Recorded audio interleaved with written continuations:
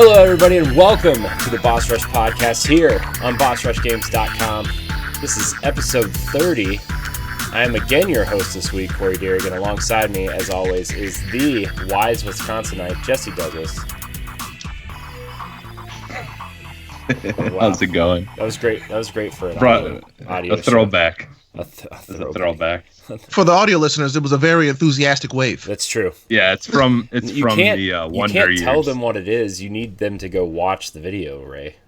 I'm building it up. Yeah. Okay. Yeah. Watch the intro to Wonder Years. Not everybody can see. Not everybody can see. They should be able to. Should see. Anyways, the streamer's champion, Ray Apollo. Hello, hi. I am also now smiling and waving at you. Narration is good. And joining us, our first female guest on the show, mixer streamer and co-founder of the Snack Squad, 2 C's. 2 C's, people. 2 C's. Zombie Killer 601. Yay! Hello and welcome. Less enthusiastic wave, but little gamer anime peace signs. I love it. How's it going, Zombie? It's been a minute since we've had a discussion. It has been, I thought you died, but you didn't. You're still alive. I'm still alive. Since we talked last, I'm in a new office. I'm in a new house. I'm in a new... Lots have changed. I'm using Windows. That's new. Yeah. You're also in a new clean shirt. Yeah. So, it's lots of crisp white t-shirt. I'm not sure if it's... Yeah. I don't know how new it is, but it's clean. Yeah. So, yeah. This is a good time. It's a good time. How are you, Zombie? Pretty amazing. Life is good. Snack Squad's doing its thing. We've been chilling. We missed you. Missed having you play Fortnite with us badly. Yeah, it's been look, putting this little project together has not been a cakewalk, if you want to say it's that. It's a labor of love. Labor of love. That's what we call it. It is true. I have uploaded probably over 200 videos to our YouTube channel in the last 2 weeks and re-thumbnailed them and re-descriptive them. That's not a word. I don't even know how to YouTube. So. I mean, some argue I don't know how to YouTube either. About to say, join the club. Yeah. So it's just one of those things. So, okay. So for people who don't know Zombie as well as at least me and Jesse do, who are you? What do you do? What do you want to accomplish? Tell us who you are. I am a mom, a gamer, mixer streamer, unabashedly black blurred. Hey.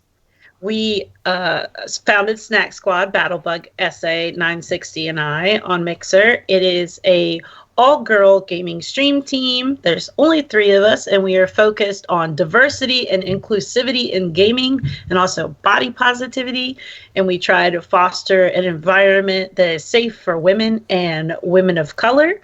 And we occasionally hang out with some dudes and whatnot, but we try to pretty much show people what representation looks like in gaming. Because if you do know about gaming and you love to watch streamers, whether it be on Twitch, YouTube, DLive, or wherever you're tuning in, then you know that 0.05% of them are brown and 0.001% of them are brown women. We make less partners, get less features, and we have a less populated presence on these platforms. So by starting to stream on Mixer and starting Snack Squad, we kind of wanted to show people that we're here, we're making noise, and we're here to support and uplift other women of color. That's a wonderful goal. It's pretty rad. That's why I like you, Zombie. Yeah. It's like, when we started this project as the NX project, and now it's obviously Boss Rush Games, we wanted to do that as well as we wanted to be super inclusive with everybody, have positive outlook on games and people and just, how people feel and stuff like that. But as a, straight white man, it kind of comes off differently. And I think it's important for people of, like the black community to be positive about the black community and stuff. And I'm I think we as a team are pretty diverse in how we feel. Ed's pretty different from Ray, who's pretty different from me and Jesse, right? Like we all just kind of are different in terms of, race and preferences and games and everything. So that's... Gaming is a good universal unifier. Yes. No matter your race, color, creed, religion, we all end up playing the same stuff. It's true. And that's what's so cool about gaming is because it's this platform where we all kind of level out, unless you're super trash like you are at Fortnite. But other than that, got him. I'm just kidding. Shots fired. She's not wrong. Shots fired. But we're all on the same level when we start out and we're gaming, and gaming can be this really anonymous thing too. So while it's fun, it can also be an anonymous experience. I choose not to be now. When I first started out, as I wasn't using a camera, and I was kind of dialed back a little more. And now I'm like, no, they need to see me. They need to know who I am. They need to know that I'm black. They need to know that I'm not a twig. They need to know that you don't have to be a certain way to be a gamer. That you can be a chunky little black chick who loves to play video games, and that's okay. Because the gatekeeping on gaming platforms like Twitch, etc., is real, and it is very discouraging to a lot of people. So it's important to cultivate a safe space, Yeah. So yeah, I'm really you've grown in followers, and you're trucking towards partner on Mixer, and I'm really, really proud of you. We met, and you and me and Battlebug and SA used to play a lot, and then some things happen. I haven't been streaming nearly as much as I wanted to, or at all, really. Yeah. Life comes at you fast. Yeah, but I still that's why I've wanted to have you on and Battlebug and SA, especially as a Snack Squad 1v1 at some point too. And you and I have had side conversations about you guys should really, we want to Boss Rush want to represent you guys as a content team too at somewhere down the line. Yes. So I actually messaged you about that earlier today. Do you still want to do this? And you said absolutely. And we'll talk about that probably this week and into next and kind of come up with something. But that's why I thought it was. Not only did I want to have you on anyway, because you're awesome, but I think it's important to have you on because you are, the one person that represents a lot of different things that, we all don't. So, yeah. Proud of you. It's a good message to get out there. So, and that's what, we want this to be a platform for people to have a voice as well. 1v1 is kind of a chance to give, a different look at other things, but yeah, especially in the world of gaming, it fits well to have you on here and talk about your goals and things. So it's awesome. Yeah. So, all right, let's get into some of this housekeeping because there's a lot of it, and then we'll get into what we've been playing. This is the Boss Rush podcast, Boss Rush Games flagship podcast, where each week we talk about games and everything we love about them. You can find the show on Apple Podcasts, Google Play, Spotify, Stitcher, YouTube, and anywhere else you consume podcasts on Tuesday mornings at 7 a.m. Eastern, 6 a.m. Central. Follow us on Twitter at boss_rush_games and on Facebook and Instagram at Boss Rush Games. You can join our Discord, our Xbox console community, now our PlayStation console community, and our Destiny clan. Also, our live shows have returned. If you're not watching us on Saturday, you can do so on Mixer and Twitch at Boss Rush Games Live, all one word. That is mixer.com/Boss Rush Games Live and twitch.tv/Boss Rush Games Live.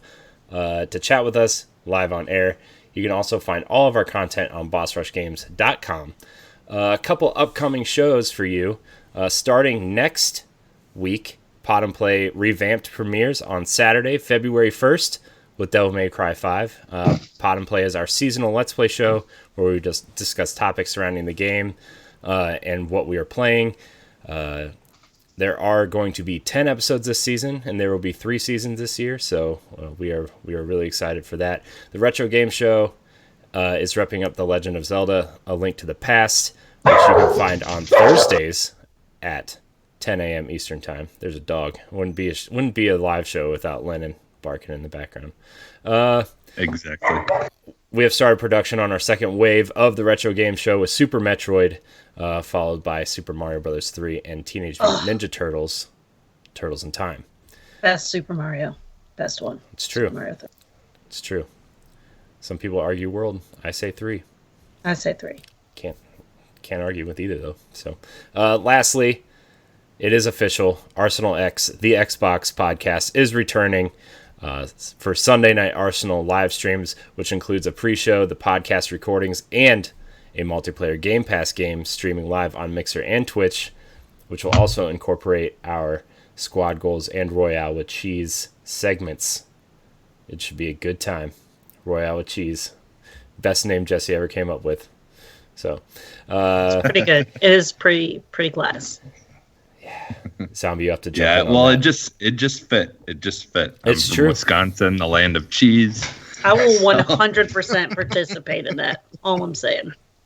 It's going to be a good time. Let's get into what we've been playing. Zombie, since you're the guest, we're going to start with you. You playing anything fun, interesting? I saw some Stardew Valley tweets. I am playing some Stardew Valley because it is the millennial Xanax. It is 100% the most stress-relieving game you can possibly play. But to jump to the games that aren't as popular, I've been playing a game called Feel the Snow, which is a platformer that is very similar to Stardew Valley.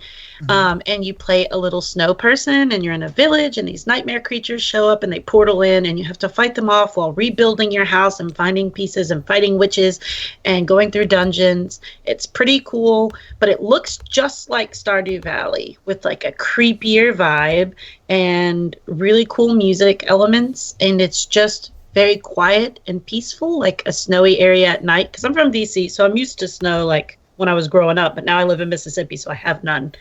But it's like when it snows at night and it's like really quiet and kind of slightly eerie because everything's just covered in snow. That's the vibe this game gives off. And I love it, and no one's playing it. And I'm also playing Oxygen Not Included, which is by Clay Games. They made the game Don't Starve together, and Don't Starve that a lot of people know. Oxygen Not Included is lit. It's a sim game. You're little people. You get shot to a planet. Boom. You're stuck inside of a rock, and you got to kind of dig yourself up to the surface and try to find oxygen, or all your people die. Which a lot of my people die. Like a lot. Oh, So many graves. A lot of trauma. no. A lot of trauma. I am not good at it. And I've also been featured and doing the Sims Mixer Upper Challenge. So a girl named Kaylee Co, who streams on Mixer, has started a challenge where she designs and builds a house, right? And then she publishes the house, and you can download the house, and you have to decorate it your way and do landscaping your way. But it's the same size lot, and you can't change the actual structure of the house, right? And then she does a tour of all the people who enter into the contest. You do #MixerUpper, which is pretty good. Come on, I mean, that's clever. I like it. It's clever. Fixer upper for those of you who don't know. Yeah. You know? And so you go, and then she does a live tour, and they do judging. Everybody votes on it, and whoever wins the Mixer Upper Challenge for the month gets like free Sims content packs. That's cool. I really like Nice. that. It is riveting stuff. I It like is that a lot. really fun, and it's so crazy to see how people take different artistic takes on a house.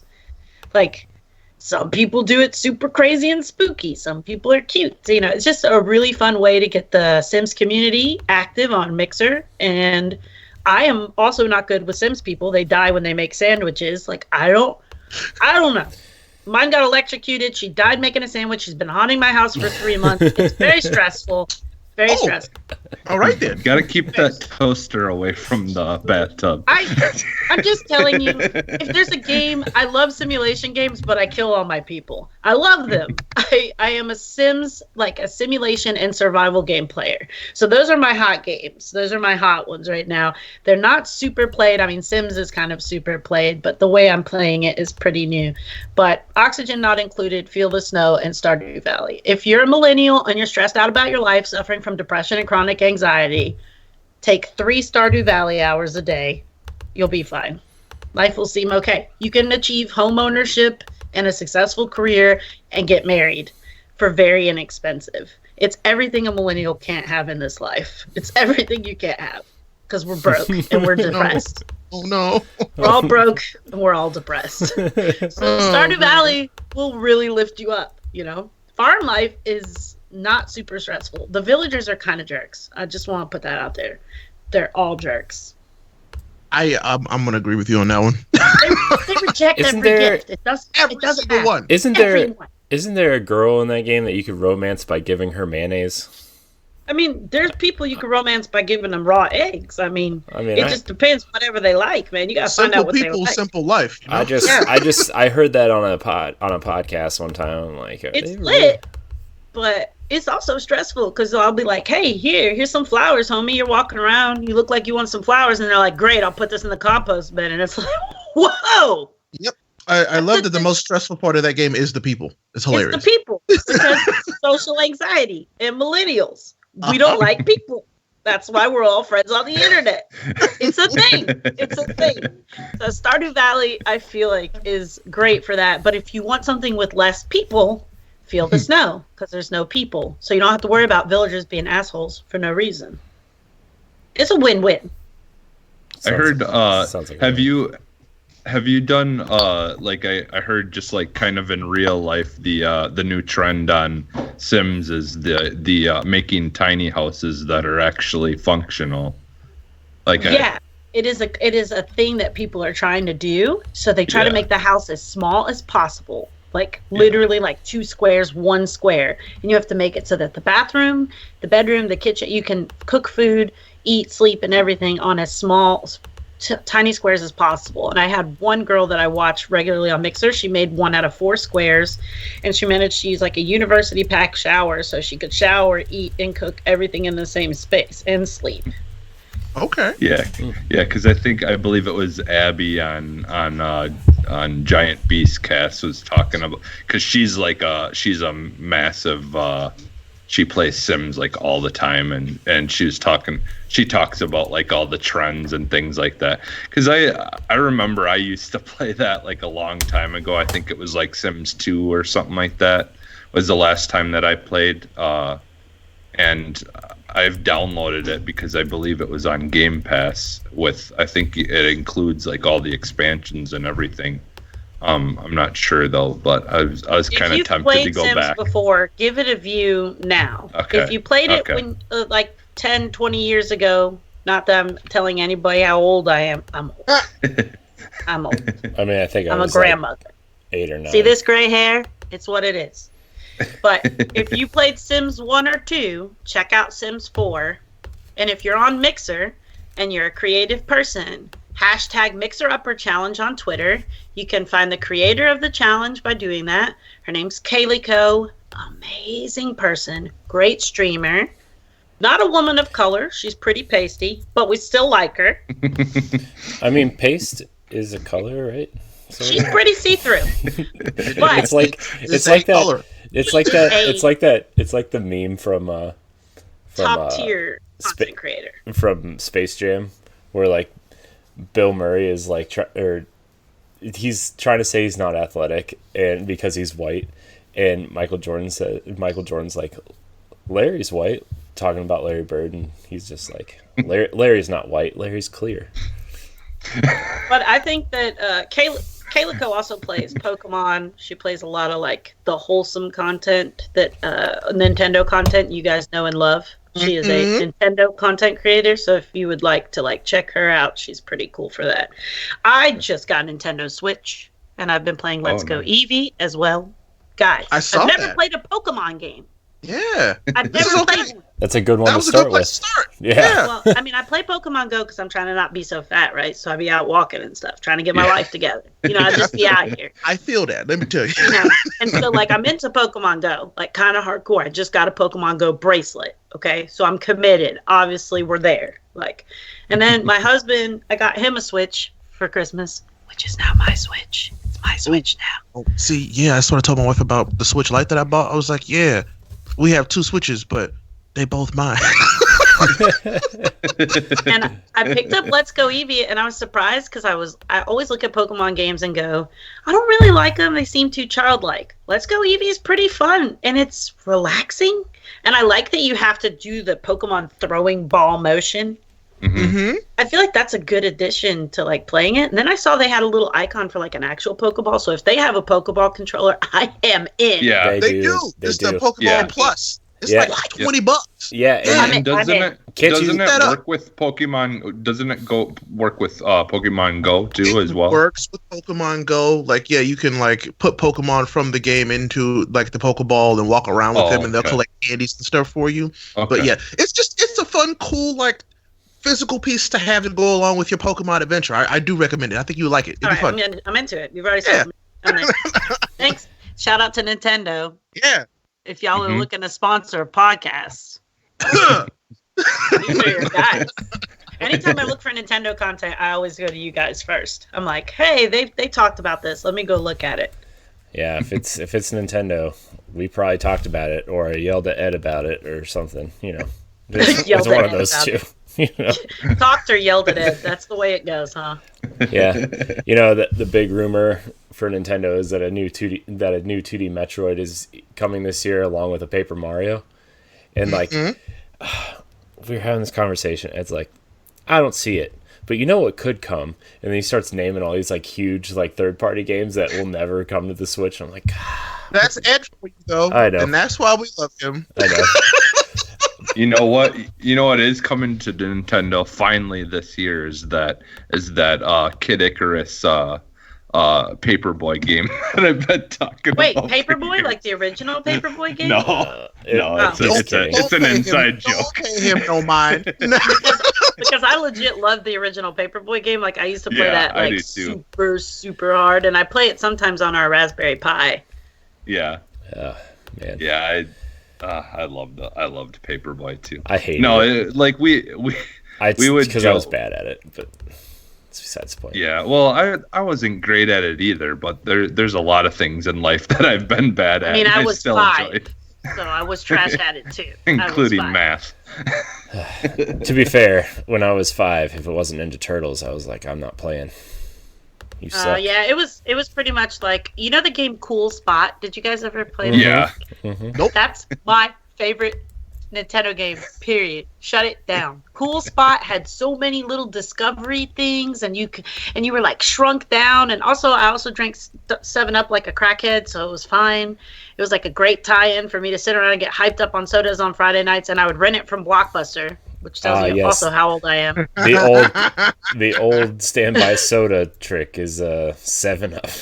Yeah, like I would literally, I got $5 allowance every week, and because that was big money, y'all. That was and I would buy 2 packs of sweet tarts, which my grandma said were going to kill my kidneys, and I was going to die from kidney cancer.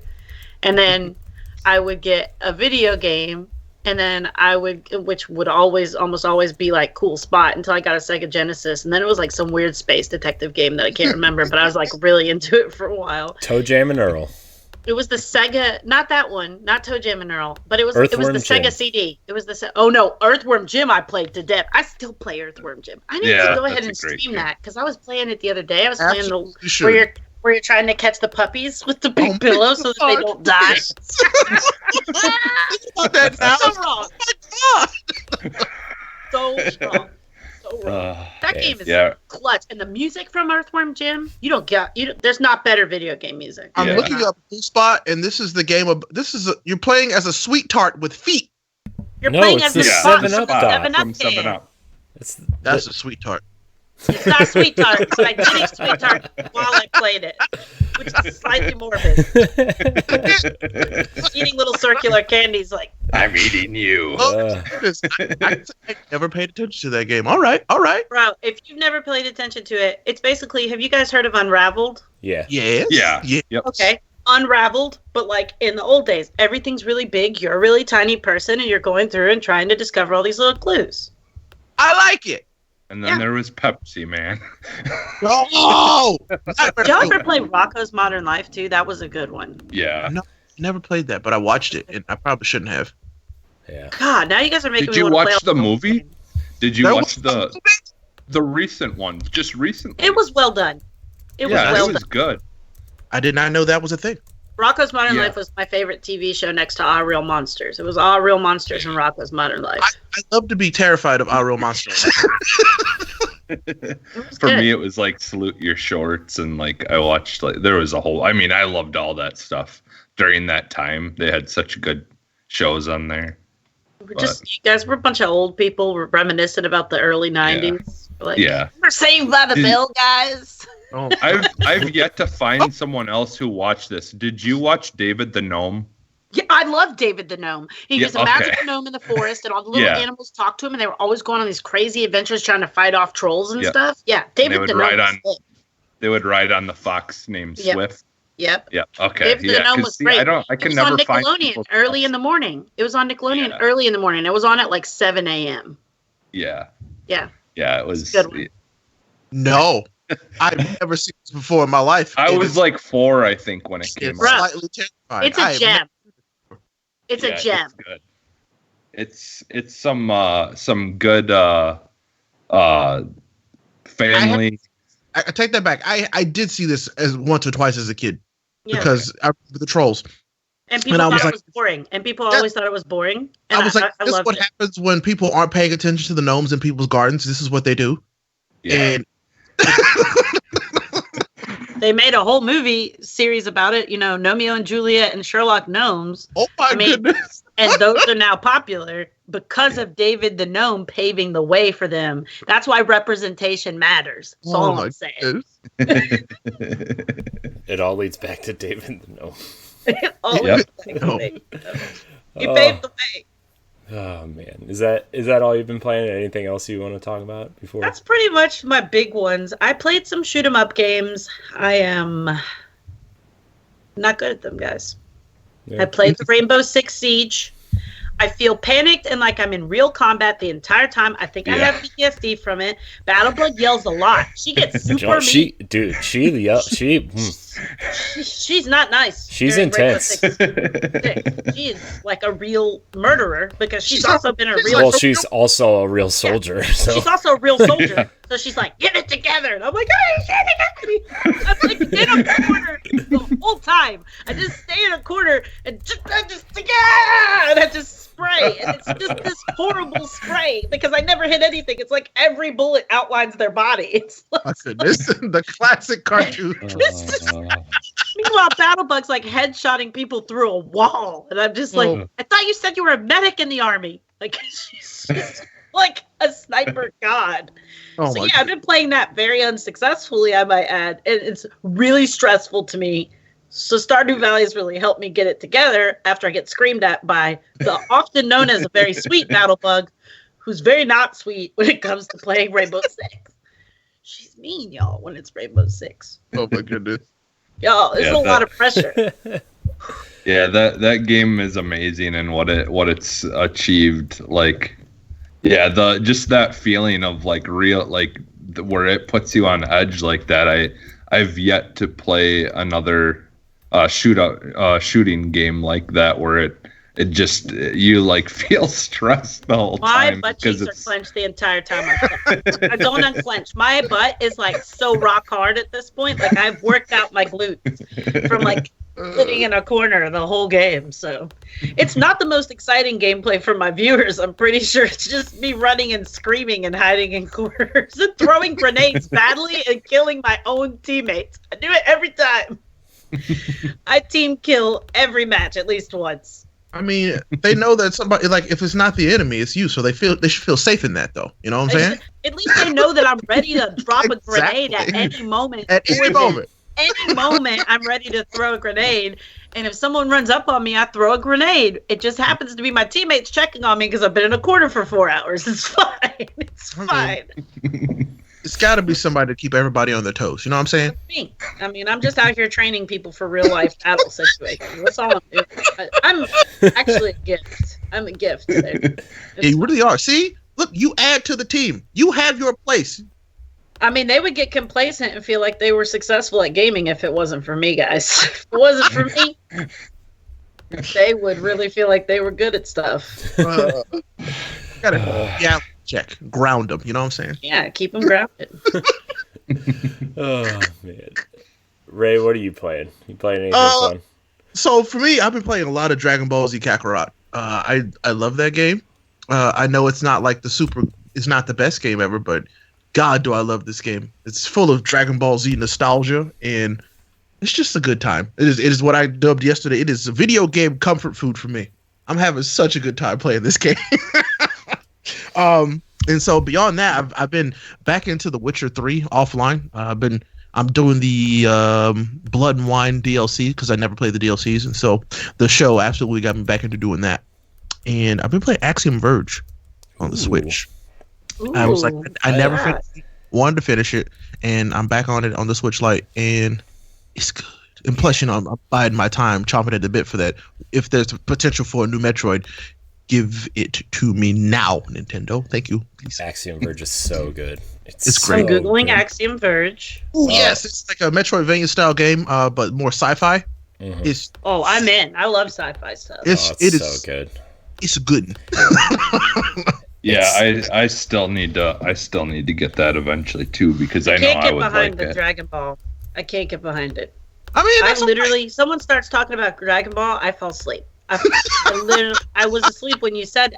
By the time you got to Z, I was done. I didn't even hear the rest of it.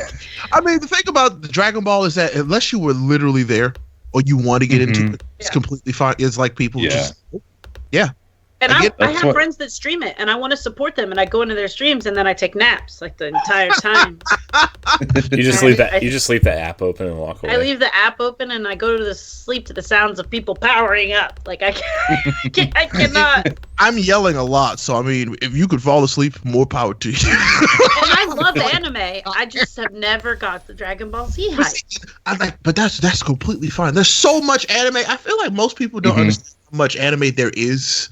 Outside. Oh yeah, they think Dragon Ball Z is anime. And I'm like, no, there's so much. There's this huge expansive library of anime. Actually, all anime is just the Dragon Ball extended universe, really. Pretty much.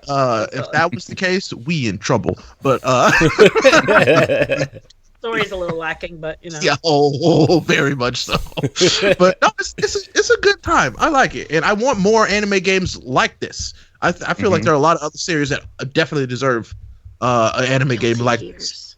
Guilty Gear. Oh, I can't wait for the new Guilty Gear. Hopefully coming out this year still. That's gonna be amazing.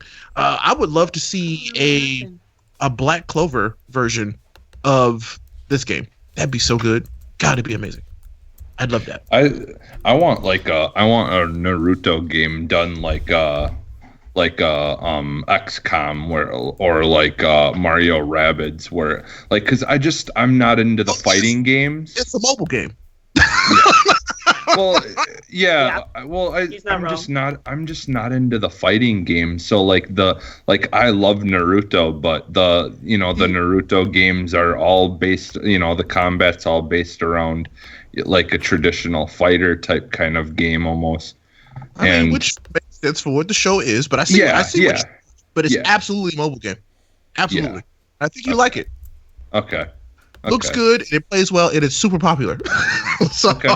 Yeah. Now I got a decent phone that I can play stuff on. So. Yeah. You got something, but no, that's it. That's all I've been doing.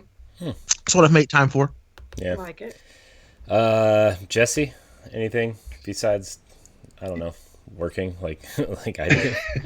No, actually, I've found recently, like I've had sometimes actually sit and get stuff done, and I've been kind of knocking away at my backlog. So I did finally finish the Blair Witch, which is good. I don't know that I'm like 100% satisfied with the ending. It wasn't like bad or anything, but I mean, it is what it is. It's kind of similar to the original movie where, like it's the whole like person in a corner thing, which is really weird. I don't know, like in the videos that they showed, like for the trailer for it, they showed like a guy standing in the corner or whatever. and that like is kind of like the end of the game somewhat. So it's like, why did they show the end of the game in the trailer? But they do that like, now in trailers a lot, though. I feel like trying to suck you in. They try to show you the end game content, and it's the end of the game. Yeah. Nobody will get this far of our game. It's not a big deal. They know that we're all ADD. Well, they tried. We can't finish games. They know it. They know our hearts. Well, trust me. They tried to make it very difficult to finish that game because when I first started it, there was so many issues with because so like the whole idea of the game is you have a video camera throughout the game. And you're watching these videos of things happening. And so what you have to do is like, you'll find a tape laying somewhere in the forest and then you've got to watch it. And then it will usually, in that video will be kind of the area that you found it in. And like, there'll be like, let's say a tree down that's blocking your path from being able to move forward. So what you got to do is line up the image shot on the camera with that area that you're looking at where the tree fell. And in the video, you'll see the tree falling. So you got to rewind it. And then when you go off of the camera, all of a sudden the tree's back up again. So it's like a film cinematography experience where you're like controlling your experience through the camera. Yeah, it's cool. It's got some really cool ideas to it, and like, you know, and I did it for the most part enjoy it. Like I said, there was just some kind of like little issues where like sometimes when I would do the rewinding on the camera or whatever, I don't know if I just wasn't starting the video from, you know, far enough from in the beginning or didn't rewind it back far enough or like just sometimes it wouldn't recognize things or whatever. So like when I was trying to use certain, you know, mechanics, but for the most part, I did end up making it through and, like it's, you know, like it's just basically you out in the woods and they definitely ripped off the, Alan Wake, battle, you know, like combat style where there's the creature things that you kind of see just run as like a really quick blur through the woods. And then when you find them, you got to focus on them with the flashlight and then it will like burn them and then they disappear. So they definitely took that from Alan Wake, but, which is fine because Alan Wake is still like one of my favorite games, but, yeah, so like it was a fun game. It gets pretty intense at times, you know, like especially kind of towards the end. But yeah, I mean, I enjoyed it and I was glad to finish it and finally, you know, get to see, you know, how it ends and stuff. I also, let's see, I'm trying to think. No, I can't think right now what the other games were. Well, I did start, finally I started, Far Cry 4 because I've heard a lot of people say that's a really good one. So far I'm enjoying it. I definitely do though, like the changes that they made to a lot of the mechanics in 5. Like they definitely did improve on a lot of things that they do in 4. Mm-hmm. But this one I'm enjoying. It's going against the animals in this game are a little bit harder, and that's basically all I've been doing right now because the whole idea of this one is in order to upgrade like your wallet or whatever to determine how much money you can hold or, you know, how many arrows you can hold or how many guns you can hold. You've got to actually build these things out of animal hides. And so you basically, like, in order to upgrade stuff, you basically got to go hunting. So that's what I'm doing. I'm just out in the woods with my bow and arrow, trying to get kills. And let me tell you, bow and arrow does nothing against a rhino. That sounds about right. That sounds realistic. I've tried throwing fire bombs at him. He just gets mad, and then he charges you, and next thing you know, his horns in your stomach, and you're dead. Unfortunate. Are you playing this on Xbox or PC? Yeah, Xbox. Yeah. It's like I'm liking it. It's it's a little bit of a change from 5, but at the same time, it's kind of got the same, like, still to this day though. 5, like, I just had so much fun playing 5. Just the weird redneck people in that game that you run into, and just the weird stuff that's happened, and fun, just crazy fun things that I've done on 5 that I wish I would have recorded. So what's this one called? It's Far Cry 4. I forget what the subtitle to it is. I just got Far Cry New Dawn and Far Cry Primal. I just got them on my wish list for Christmas, but I haven't opened them yet, and I've never played any of the other ones. Oh, no. Okay, so I will say that New Dawn is the direct sequel to 5. Yeah, I think I might have got 5 too. I think I got 5 because it's a cult, right? 5 is the one with the cult. Yeah. And then 6 is New Dawn, right? Yeah. And then So, like, I got Primal because I like dinosaurs and stuff. Primal will be like Primal's really fun. Like, it's a really fun removed like Far Cry experience. So that'll be fun too. I like that. My husband bought me my entire wish list for Christmas. Nice. Of every game I had in Steam, like every single one. So now I have so many. And now he's all like, "Have you played your games?" And I'm like, "Yeah, I'm totally playing all of them right now." Well, now he set the bar. He set the bar. Now you just need to add more games this year.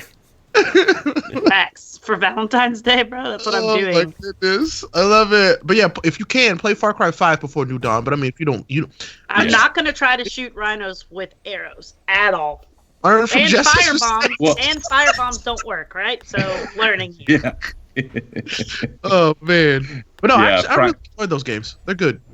Yeah, and Primal definitely, like, I had just picked it up as well, and it's definitely a really cool and interesting change from the format of just being, like during the caveman era, where like you're basically having to take down animals with very primitive weapons. It's Is definitely there something more primitive than arrows with a rhino? Because I feel Well, I don't. There's not really any rhinos. I don't think in Primal. Bite it. Just bite it. Run up and bite it. That's why everybody was so thin. They would just throw rocks at people and run for like 22 miles. Oh my god. Hey, side note. Remember before we started recording, I said my kid would be up in 30 minutes. I saw her. Yeah, 30 minutes. Exactly. So, bro, get ready. This is what it is. And once she hits 3, then she's got whole reasons that she can't take naps. She got a whole life with a schedule. She's going to tell you why she can't take these naps, because she's doing stuff. Well, they left, so now I can be as loud as I want. He's cranking the volume up to 88. I am. I'm going to be loud now. Turn it to 11. Oh, man. Is that all you've been playing, Jesse? No, I did play a little Siege as well. I wanted to go back to it because like that has been my, like, basically my favorite shooter games that it came out. Like I haven't even played Call of Duty recently. Like I don't know. I just fell off of it. I was tempted the other day to go back to blackout mode though, and Black Ops 4, because I kind of missed that. But someone that I met through Mixer's start was streaming blackout mode this week, and I was like, I'm thinking about it, but also I also realized how many times I die super early and Jesse just plays by himself the whole time, so I was like, I know I'd never be able to do it. I think like to finish the final, like because like there's different things you can unlock, and so like you'll have like an objective of things that you have to do in game in order to unlock that like achievement or whatever in game. And I think it goes up to like 50 or 100 that you have to get like 50 or 100 solo wins. But I think I'm like at 15 or 16 or something like that. So I'd like to try to see how far that goes up, and try to get that eventually. But because once I play that game for a little while and get used to it, I can do pretty good. But it's a game that does take some time to really get in your zone. So yeah, and that's the thing, like like Corey would jump on with me every once in a while, but that's not gonna do much if unless you're playing it like I was like every single day for like an hour here, hour there. But that's a very nice way of you saying that I suck. No, it's a nice way of saying that you haven't put enough time into it to even think about those kinds of things. What a nice young man. What a nice man. But wow. I think that's pretty well. I did. Oh yeah, that's right. I did play for a little while. I fired up Star Wars Battlefront 2. I've been thinking about doing that myself. Been thinking about it. Well, what actually made me check it out is my son. He's going to be 9 here soon, and so I let him use my Xbox and just kind of play whatever he feels like, as long as it's a age appropriate. And so like Resident Evil 2. Yeah. Here you go. Play Resident Evil 2. It's just a guy being ripped in half. It's okay. Totally appropriate. No night terrors. At all. None. Not even at 33 do I have night terrors of people being ripped in half. Well, I think I don't remember if I talked about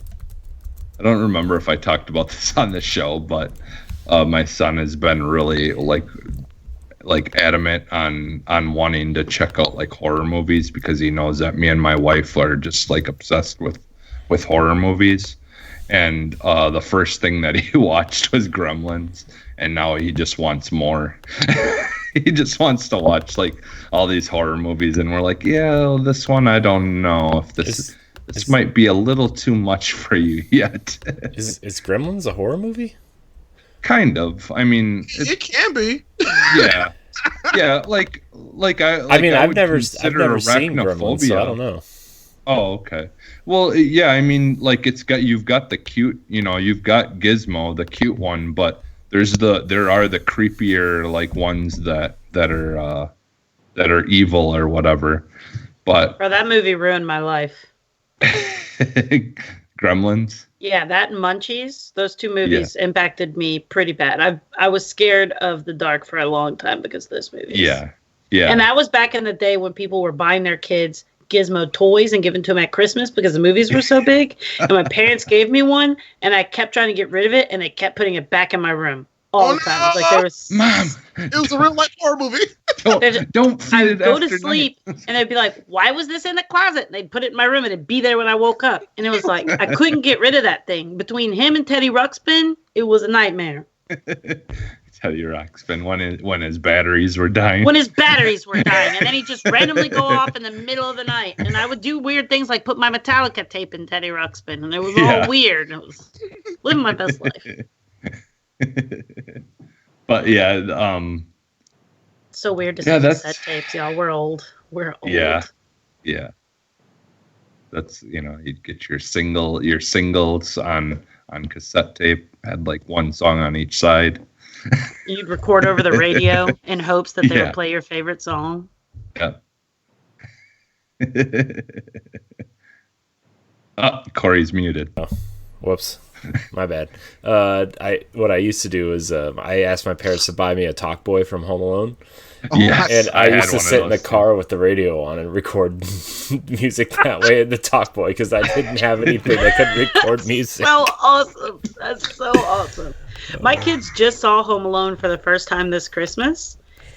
And my son's 5. He just turned 5 right before Christmas, and he loves that movie now. He's watched all the Home Alones. The third one, he was like, "This is not good. This is not the same movie." And, he knows. But he was so into it. He has booby trapped our whole house. He's all into it. He's all in. Just wait till you go to walk upstairs and there's nails on your stairs. Or an iron just hits me in the face. A big iron. Comes the paint can. He loved it though, and he doesn't like to watch real movies. He's still in the I want to watch cartoon stuff. So I was like, "What? This worked?" Because he likes Ghostbusters. We've watched all the Ghostbusters except for the girl one because he doesn't think the girl one's that good, and he thinks the ghosts are too scary from the girl one. All right. But we've had three Ghostbuster parties. Do you know how hard it is to find Ghostbuster items for your kids? In 2017, 18, and 19. Don't worry. This year there's a new movie coming out.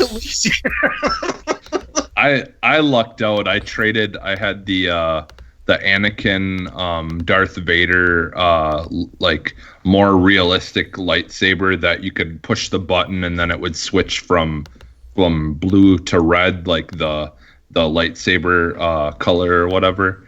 And my friend was doing that. I forget what it's called. Is it the 404?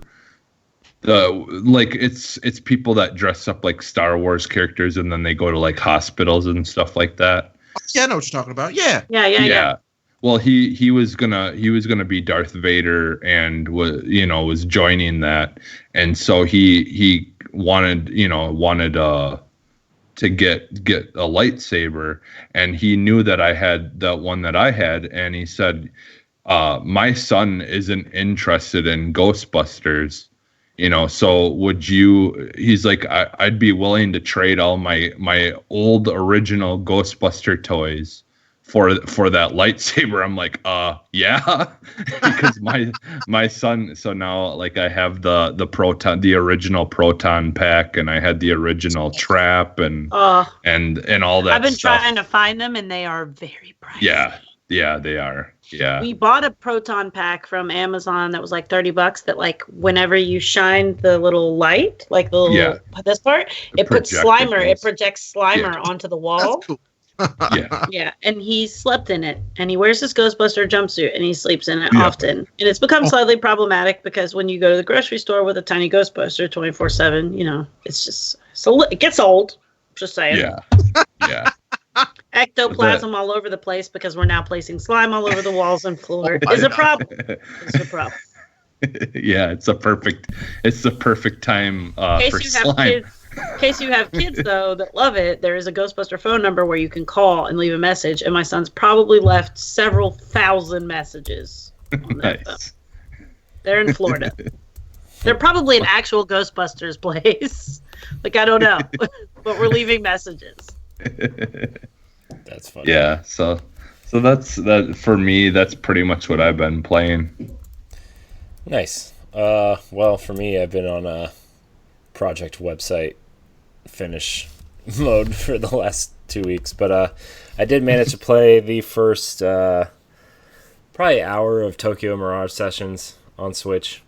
Man, that game. Mentioning all these games, I have to Google them. Oh man, Tokyo Mirage Sessions is that's a Ray game, I think. It is. It's absolutely a Ray game.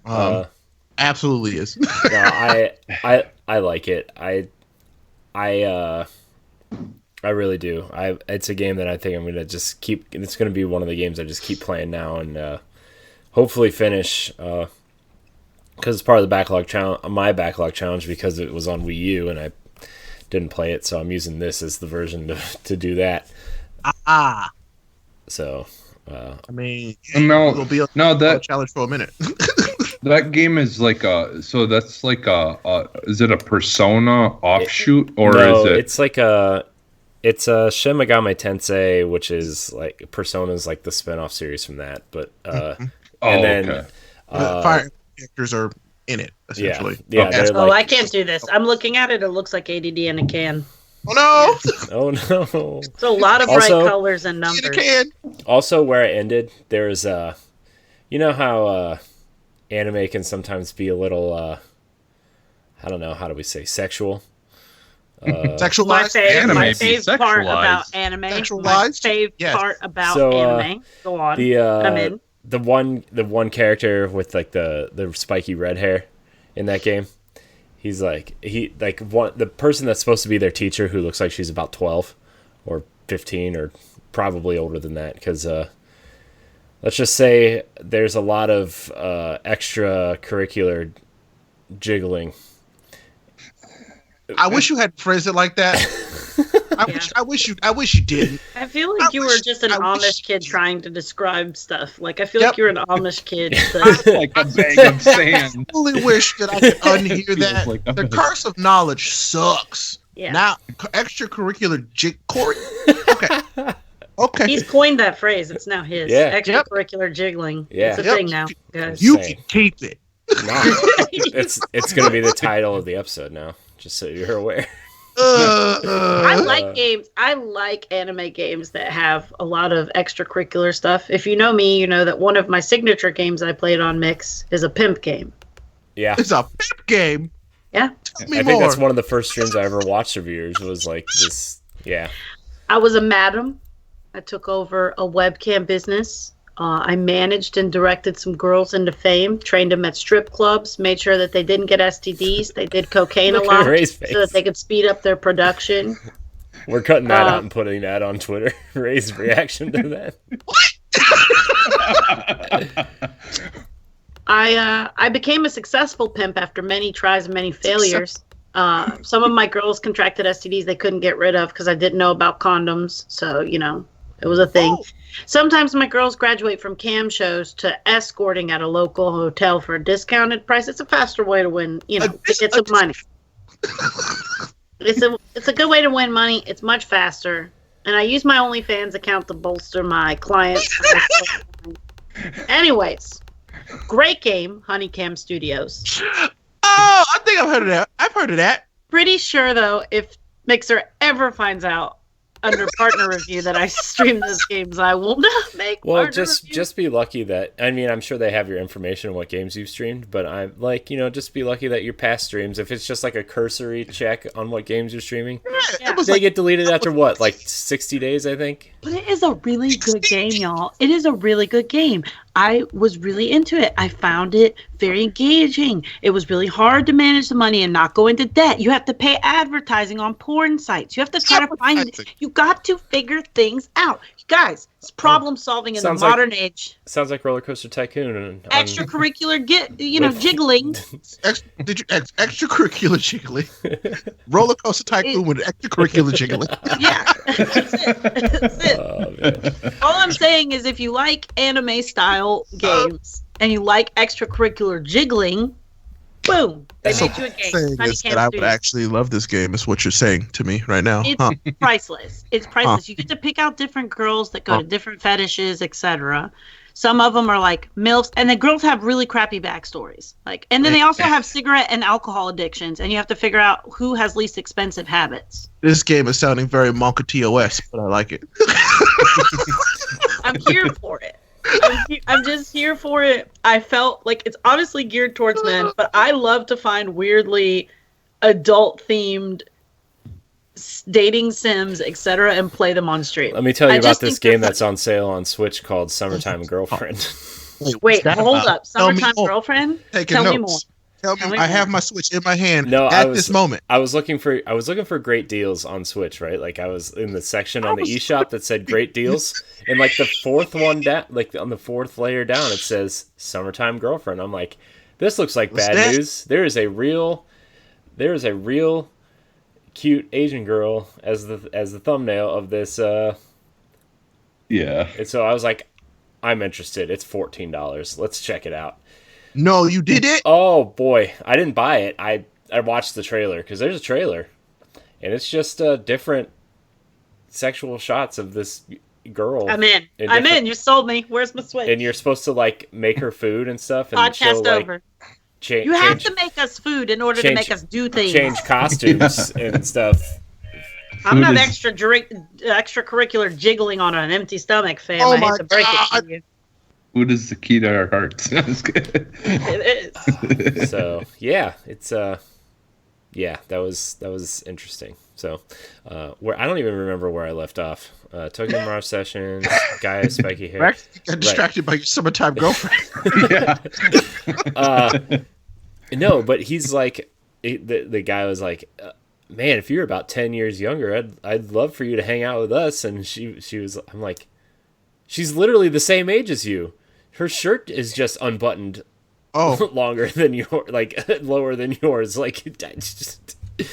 Into it. And then I'm like, I should probably shut this off because, it's like 1 o'clock in the morning and my wife will roll over and see this and wonder what's happening in my hand. Good. It's 1 o'clock in the morning.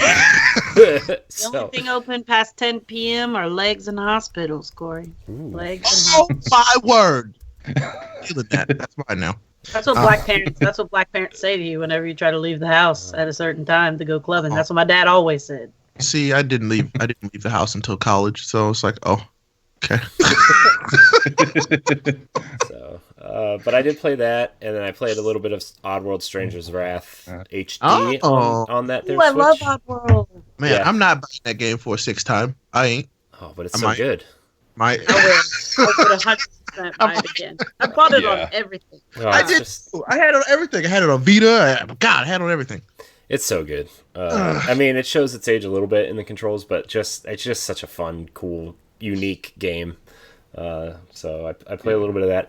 And then I turned my PlayStation on for the second time since I moved in November before Thanksgiving. Because that rumor that Horizon is coming to PC, I was like, I should check out this game. So I went, because I didn't finish the DLC, so I was like walking around, it just loaded me in. I'm like, it's nighttime, it's snowy, I'm in the woods, I don't know what I'm doing. And then like 5 seconds into loading it up, one of them big bug-like monsters with the sacks on their back. You know what I'm talking about, Ray? I'm really gonna need you to get descriptions. Your descriptions. Yeah, they're bad. I know. Horizon Zero Dawn now, right? Yeah, like the big bug robots with the big sacks. One that breathes fire? Yeah, those ones. Yes, I know exactly what you're talking about. I turned the camera around because I'm like, I want to look at the wilderness, and behind me is one of these big bug flaming monsters. And I'm like, I'm running away. So that was the extent of my Horizon DLC. My time that game. I will say the DLC is significantly harder than the regular game. At least I thought. Yeah, because like the first thing you do in there is fight a giant robot bear. Yeah, the levels go up. Like it's like everything. Like you thought you had the best equipment. Psych. No, you suck. Pretty much is what they're telling you. It's like Destiny when they release a new expansion and you gotta go up 300 more levels. Yeah. I think one of my best games on Twitch is from early when I was streaming that game. It is from that DLC. Yeah.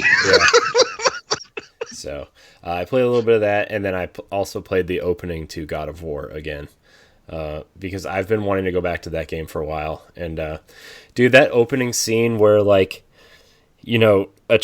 and Kratos are like prepping the funeral for his wife and whatever, and the way that music builds and builds and builds.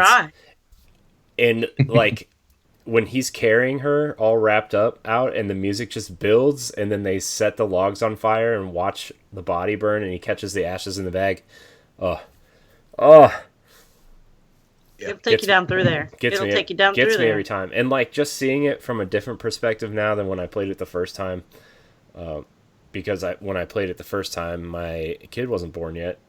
So like, when you become a dad for long enough, you kind of put yourself in Kratos' shoes, if you will. And as you look at it through that perspective instead of, I guess Atreus' perspective, even though I'm not a 12-year-old boy, but you know what I mean? Yeah. It's that I just it puts a new perspective on that story a little bit for me, and just I don't know. It would be heartbreaking if anything ever happened to anyone in my family, and that just kind of has this crushing feeling inside. You're just like, oh man, Games have really taken that on lately. A lot of games have gone into taking on that world, like mental health and breaking down and family stuff. And it's pretty amazing to see that gaming, Last of Us, I mean, or Unravel dealing with their grandmother's dementia. Like there are games that are starting to go alongside these things that are pretty amazing. Yeah. So, speaking of, I'm looking forward to Hellblade 2. I know. That first one, man. Like that game, I haven't played it yet. Oh, you haven't? If you play it, well, this won't be an issue for you because I think you usually do, but that is a game that you have to play with headphones. Yeah, I would headphones now. Yeah. That's immersive. That's one of the games I would not play on stream. Right. I won't. Just like so I won't. It's like so I have a list of games that I don't play on stream. Yeah. Like straight up, like games like that. It's absolutely one on that list of I'm not. I've watched a good few people play it on stream. It's actually how I saw it the first playthrough of it, and I was really into it. I was sitting there like bated breath, like watching the entire stream, invested. It's on Game Pass too. So, it's on Game Pass. That's why I have it downloaded on my Xbox. Because man, just like when there's that whispering in your ear while you're going, you're like trying to concentrate on what you're doing, and you're hearing this. Yeah, it's like, dude, it's like messes with your brain so bad. Yeah, I've played probably another hour of Hellblade also because that's the game I'm working on for the backlog challenge right now, and that game is also amazing, and I am trying to reach out to Melina Jurgensen, the actress who plays Senua, and she's actually their video editor at Ninja Theory. I would really love to do a 1v1 with her. Yeah, that would be sweet. Keep at it on Twitter. You'll end up with it. I know. Keep at it on Twitter. Look, a lot of people have commented, a lot of people that we should do 1v1s and have guests on our show. That Twitter thread, I woke up that morning and there was 43 Twitter 50 notifications. I'm like, oh, man. So yeah, Hellblade is another game that people should definitely be experiencing. So, but anyways, now that we are an hour and 7 minutes into the show, we should get into this question corner because I feel like every week I'm like, okay, I didn't really play anything, so what we've been playing is going to go quick. We're going to get to these questions. We're going to get to have longer discussions about these questions, and then never happens. So, question corner. Remember, you can email us at bossrushgamespro@gmail.com to email us your question, or follow us on social media and look for our question thread every week. And we will pull questions from there also to read on air, or join us in the Twitch or Mixer chat, and we could answer your questions from there as well.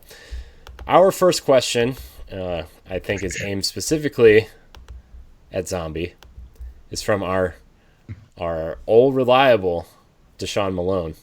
He says, as a black woman, do you try to create your streams around who you are, or do you try to treat everyone equal and not bring race or gender into it? Such a good question. And the reason that it's a good question is because the amount of privilege that's in that question, right? So it's a privilege to be able to put things in your bio like no political talk and no race talk. Well, that's great. I would love to have no race talk, except for the fact that people are going to jump in my chat and call me names that are related to my race and related to my skin color. And that's a problem that other people might not have in their stream. So it's not really an option for me. You can leave your political affiliations out of things because you can change political affiliations, and I can never change my skin color. So I'm not able to take that off and set it aside at any moment. So when I stream, I'm 100% me all the time. Corey, I think you've known me well enough at this point. I'm the same all the time. Jesse, you know me. Yeah. I'm unabashedly me. And I used to think that being me was not going to be such like a good thing for me. But I found that the more me I am, the better it is for me. Yeah, I remember to play. Sorry, I didn't mean to interrupt you, but to play off that point, I remember one time we were having a conversation on Twitter or in a Facebook message or something, and like, you know, you were kind of down because somebody came into your stream and was probably being some kind of asshole racist type person, and you know, you were pretty down, and SA also messaged me and was like, you know, this guy was a jerk or whatever, and I think it was somebody who had just followed me because I was doing the giveaway in my stream, and that person came over to you, and I instantly blocked that person from my stream because I don't want people like that in my stream. But like, you know, you were pretty upset about that, and like, you know, I'm not really in a position to be able to even remotely relate to something like that, right? Like I feel for, you know, you specifically, and you know, I'm sure Ray's experienced it once or twice. Once or twice, you know, if not a million times. I mean, you know what I mean? Like, every time I stream and every time I turn on my camera, without fail, if I play Fortnite, I'm gonna get called the N-word. If I play a first-person shooter, so that's why questions like that are great. But it also shows, like, if you look in people's Mixer and Twitch bios, the inherent privilege to say leave race out of it. Mm-hmm. That's a privilege. It's like being ableist, you know, and assuming, like earlier when we were talking about like everyone's going to see the podcast, they're not, because there are people that aren't able to see. They're going to listen to you because they can't see. But like we don't think about it because it's this like privilege that we have as like able-bodied people, right? And so the same privilege kind of goes for people that aren't people of color and aren't experiencing that. So like whenever you make your channel bio, maybe if whoever is listening, you guys are thinking about that thing, don't put no talk about race, because not talking about it's not fixing it. It's not making it better. It's not helping us grow as people. It's not helping us move to each other. Just say no prejudiced. Tell people not to be prejudiced. Tell people not to be racist, but don't say no race talk. That's just, it's 2020, people. We got clear vision. We got to have an open discussion. We got to talk about things that are uncomfortable. And if somebody doesn't know something and they're ignorant, I don't got all day to be your mammy and educate you about all the ways that I'm black and all the ways that my life is different from yours. But I will open a really healthy discussion, and I'll help you when I can. And if not, the least I can do is link you to some articles. You know, it's 2020. We can link an article in 3 seconds. So I feel like those questions are great questions. And Deshaun is obviously a brown person. I've never met a white guy named Deshaun. Could be one. Would be the first, if you ask me. Would be the first. We're going to find out, like, it's Deshaun from Kentucky. No, I follow Deshaun on Twitter, so I know who it is. But, like, can you imagine? Deshaun from Kentucky. Like, a white guy. That messed me all the way up. I ain't going to lie. But I think that's a great question. But yes, my blackness isn't something I ever take off. So therefore, it's always incorporated into all of my stream because it is my person. And when I am selling you my person on stream, this is my brand. My blackness is part of my brand. I am unapologetically, unabashedly black every day. Yeah, because talking race isn't inherently bad. I mean, that's, you know, and I mean, race, culture, all those things. Like, you know, like that's the thing is I've kind of always grown up finding the different races and cultures, you know, very interesting and learning more about, you know, the way things are now. Like me living in Wisconsin, we have the Oneida Indians are here, the Native Americans, and like I've always been interested in that culture. And when I was younger, my parents used to take me to powwows and stuff. Like they have powwows that they open up to the public where people can come and see their traditional dance and their, you know, in their traditional outfits. And, you know, and as a kid, I just absolutely loved that stuff. And that's why conversation should be open. Yeah, exactly. You know, and that's why my stream is a place you can see my culture. You can see my blackness. You can hear me talk about how ginger ale cures everything. Everything. Everything. Go lay down after you drink that ginger ale. And watch Price is Right, because if you don't watch Price is Right and you're still sick, it's your fault. Yeah. I saw a tweet the other day. It's like somebody said, y'all, I drank the ginger ale that I still feel bad. And the first comment was, did you go lay down afterwards? Yeah, did you go lay down? Did you watch Price is Right? And did you eat an entire sleeve of crackers? Because if you didn't do those things, you didn't have them saltines. If you don't do that, then you're just walking around not listening to doctor's orders. And then he said he drank Schweppes. I read it. He drank Schweppes. Oh. First of all, where'd you read that at? Where'd you read that at? Nobody drinks Schweppes. Exactly. Nobody. Who told you that? That's sugar water. It's sugar water. It's very ginger. Whoever Ginger ale told you that that's doesn't crisp. love you. It's crisp. It has to have a bite to it when you drink it. Exactly. Where do you think the germs are going? Exactly. Exactly. All right. Sorry, we're getting off track. No, My face hurts. I've been smiling so much during this episode. I know. This is one of the best episodes in a while. Sorry, Ed, you're fired. Zombies hired. New host. Love you, Ed. Love you, Ed. Yeah. I'm That just would kidding. be better if he was here. I'm just kidding. Oh man. All y'all is a mess. That's all he would say the whole time. I know. Yeah. I can't with you. It's all right. You should have. He's not wrong. He wouldn't be wrong. Dude, He last wouldn't night- be wrong.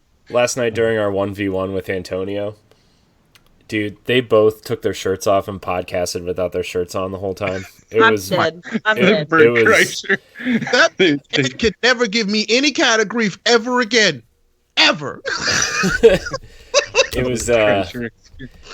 I mean, it was. Man, it was a good time. That episode's going up in March. So. Oh my God. But congratulations to Antonio, though. By the way, he's having a baby girl in a couple weeks. So. Oh, congrats. Yeah. Congrats. You're going to be broke forever. Bye to your gaming time. Welcome to broke. Welcome to having a broke best friend. Oh. Tiny broke best friend. But do you have anything else to say about this question, or do you just... No, I think that race and gender are inherently something I can't swap out. I mean, technically, we can change our gender if we don't feel aligned with it personally. So I don't want to say that. But I want to say that my race and my gender are something I don't swap out. So, yeah. Wonderful. Wonderful. I love it. This is a good episode, guys. I agree. Yeah. And I'm so glad that we got to have this conversation, because it's like, all right, now I got somebody else on the internet who I can love. So this is perfect. I mean, I love you, bro. We're here. I was literally about to message you privately and be like, when we playing some games and being black? Like, when are we doing absolutely, because we have a real good time. I mean, I'm not much better than Corey in Fortnite, but I'm a little better. Okay. Dude, If you can at least not yell every time you're shooting, I feel like we'll be up there. Because Corey's just like, the guy's shooting me. The guy's shooting me. I'm being shot. Kinda. It's so great though. It is the most fun. Playing Fortnite with Corey is so fun. He doesn't have to. We don't have to be good, because we were bad together. Now I'm much better now. But like, it's just so fun. I just miss playing games with him, bro. We used to have the time of our lives. I'm just saying. Okay, so we need to talk after the show so we can set up a play date, because like Yes. Okay, we need to do Yeah. this, right? Because like I do want to get back into streaming, and I feel like I need it. So Yeah. Let's do it, bro. Do it. I mean, I'm free tonight is all I'm saying. All I'm saying is I'm free tonight. I ain't mean, got nothing but time and space. we have a very special, in capital letters, episode tonight. So Oh yeah. You guys are having. Did you listen, other fun Corey? ways. Did you listen to any of that? Yeah, I'm gonna have to. With that. I'm gonna have to slap an 18+ label on that Mixer stream. That's for sure. Yeah, it's gonna be TVMA. Absolutely. I think I listened to like the first 5 minutes. I was like, oh, Yeah. I mean, you might have to strap one on this after I was talking about cocaine and pimping ladies. I mean, Hey man, yeah. that's fair. Speaking of Antonio, though, he has a question for us. He says, movies and TV does more than we realize to shape our outlook on values, especially when we are young. I learned so much from movies. Any favorite games with a good, quote, message trying to better the world? I mean, I feel like I mean, this isn't necessarily this question, but going back to my conversation about God of War and just watching this new one be so different and way more aware of what's going on as opposed to the original trilogy or 6, how many games are there? 6? So, like, because in those games you literally get health orbs from having a threesome and a foursome in that game, and like there's a lot of extracurricular jiggling in that game, in those games as well. I'm telling you, man, this is the title of the episode. It's going there. If it's not, I'm gonna be very upset. Very upset. Yeah. I'm going to flip It'd a be table. false probably. advertisement. Yeah. Thank you. But I just think how games have grown up a little bit. Now, of course, there are games out there that haven't grown up, but you know, like these major games that we grew up with, like God of War is the one that like really stands out as like. And Fable. Mm-hmm. You had to make choices to be good or evil. It's true. It's true. Just the way that, you know, they've kind of grown up with us and taken a different approach to how you kind of tackle a series like God of War. And it's like, it took me a while to like, cause like I really love the old games. Like you know, I mean, they're not eloquently told stories or anything, but I like the stories and I like ripping huge monsters' heads off, and you know, the combat was fun. That's and fair. You know, but just the way this game tells the story, and like I described that opening scene earlier, like it literally gets me every single time I see it. Like I have it recorded on one of our old YouTube channels, and it just gets me every time. And you know, even games like Tomb Raider, I think the reboot did the same thing of taking Lara with the you know, 90s Lara and turning her into someone that we can be compassionate about and be, you know, really behind. Like the Tomb Raider series is my favorite, probably one of my favorite series this generation, that rebooted series, and seeing how we're going from the types of protagonists we used to have, like let's say grizzled bald white dudes, to, you know, we have Lara, we have Senua, we have Jesse from Control, we have Aloy from Horizon, we have you know, all these different types of characters now that we can play as and relate to. I was at work the other day, by the way, and I had this very real conversation that I never thought I would have with anybody about video games in this day and age, but then I realized that I live in the Midwest, and it's still very not, you know, accepting in a lot of ways. I had the conversation with somebody I work with. He refused to play Tomb Raider and Horizon because the main character was a girl. Bro, I live in Mississippi. You ain't even got to tell me nothing. No, I literally live in the worst place for that. I literally tell people I'm a video game streamer, and they're like, Fortnite has devil symbols in it. Like, these people believe Harry Potter is an actual spell book with real spells. They're those book I have burners. relatives that think that. My husband's mother, Barb, the Pentecostal, lovely lady, loves the Lord, thinks Harry Potter is a demonic presence. So what did I do, guys? You trusted. I had a Harry Potter wedding to my husband. Oh my God. Yep. Nice. The level of petty, I love it so much. Yeah, I was so committed to it.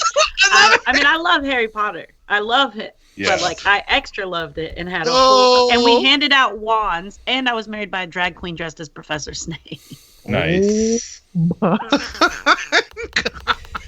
Oh boy. I went in. I went all the y'all. I leaned in. I love the where we're at. It's 2020.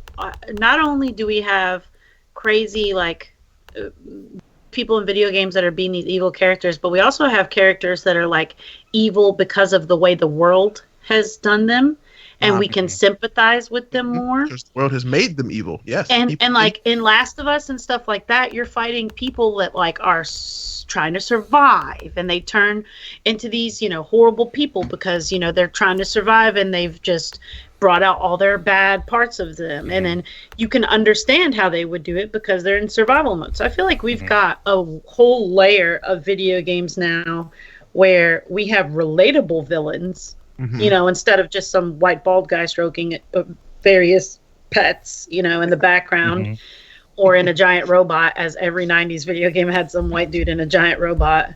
Like, now we have these people that could be us in the video games, and that are these protagonists. And then we have mental illness as like these, in some of these games, mental illness is really the villain in the game. So I think it's wild.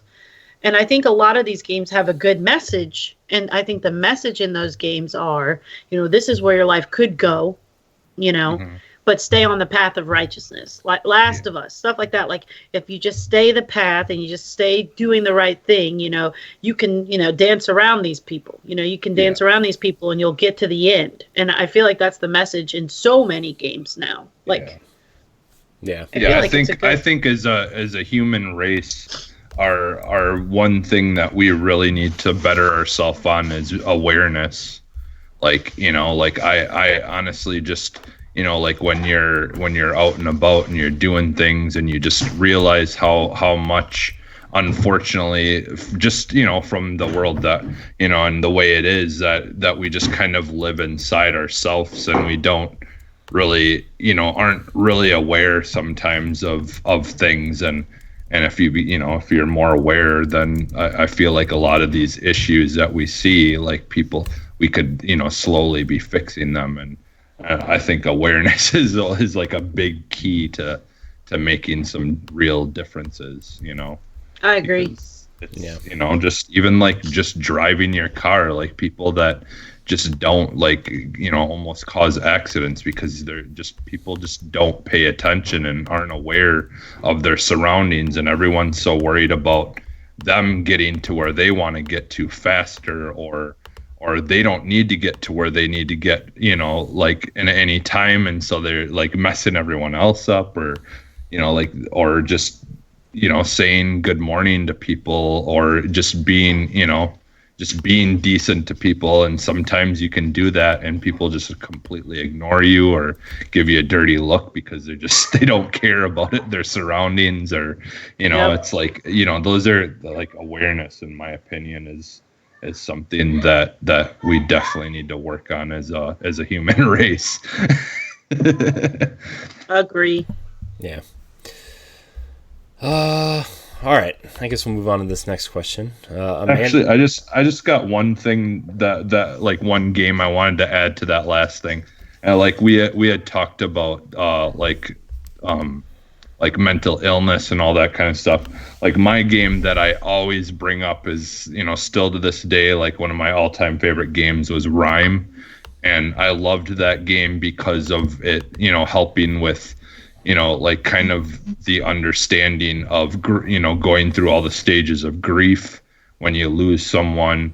And that's a like, good one. God, that game is just so amazing. The music's amazing. The story's amazing. The gameplay is amazing. Like, if you haven't played that game after I've said it, like to play it 100 times now, you definitely play that game. Yeah.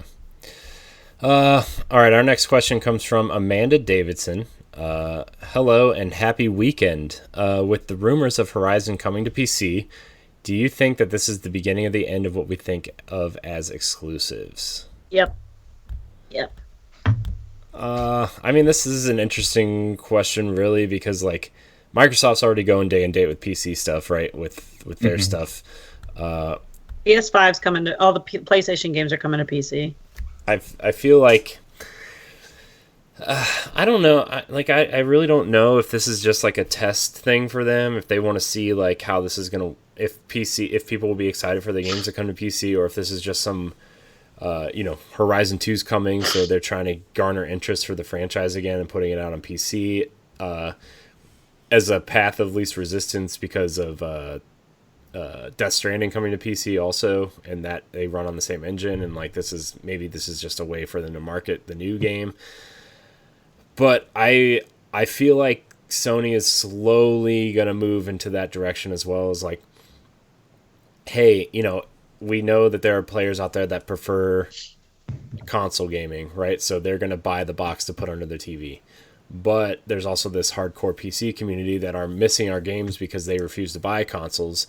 and I think they're seeing what Microsoft is doing a little bit, and this is maybe their test way of seeing, hey, if we can get another $30 or $40 out of Horizon to, potentially hundreds of millions of players, right? Like, maybe this will work for us, and then Microsoft and Sony can compete head to head on the same platform also, as well as compete for specific boxes.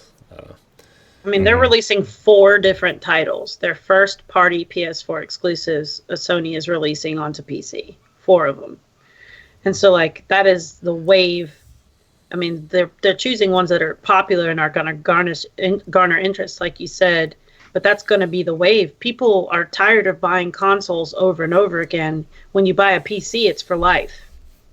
I'm tired of paying $600 every year for a new console because they're updating it, and then they're making things not backwards compatible or blah, blah, blah. You get one PC, and you could just upgrade parts of your PC versus buying a whole new console. Now, see, I'm of this mindset that it's a little bit of what everybody said so far. They see that there are people who are on PC who have never been introduced to these games, and they want to get them interested in the PlayStation ecosystem, the structure that they've built with their AAA games. So yeah, why not put them on PC? But I think that exclusives are going away? Nah, exclusives will still remain. You might be able to play those games later on PC, but initially, they're absolutely going to be on those consoles specifically. So, timed exclusives. Yeah, they'll be timed. It's one of those things where they still want to give you reason to. They want to give you a reason to maybe potentially dip your toes into their, literally buying their consoles, but they want to give you more ways to play their games. There's going to be more accessibility. Xbox has already made a real big statement on accessibility, and they've basically been pioneering that effort, which I love. But I feel like exclusives themselves, they're gonna remain, because what's the point of having a $600 box if I don't have hardware specific, software specific to it? That's the thing. They still have to bring value to that box. What value is that box going to add for it to exist? And I feel like with the exclusives being there, with them adding Horizon to PC, that's awesome, because I also feel like they want to show off. You can show off how good and how great a game can run, how incredible it can look on a PC. You can't truly do that on a console. You can make it look great for the console, maxed out at what it's doing, but the PC still has that step higher you can take it because of the equipment that's available. And so I've never been a PC person. Yeah, and it's just superior.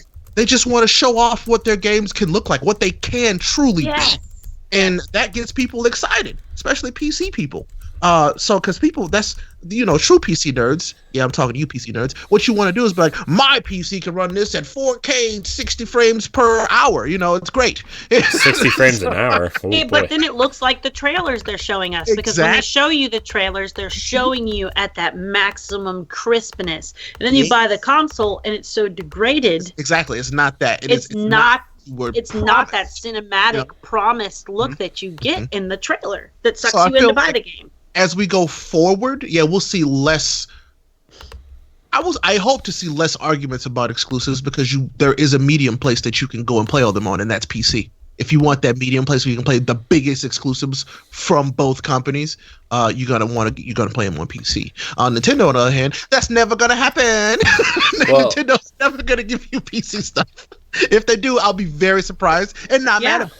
But look at Temtem. We've got people ripping off Pokemon and giving us Nintendo content. Awesome, they're giving us Nintendo level content. And I love that. I love that they have inspired other people to do things on the level of a Nintendo almost. I love that. Because Nintendo's getting that coin, honey. Because Nintendo will make their money regardless. They will. They're going to get it regardless. Every Nintendo game cost $1 million. A minimum of $1 million.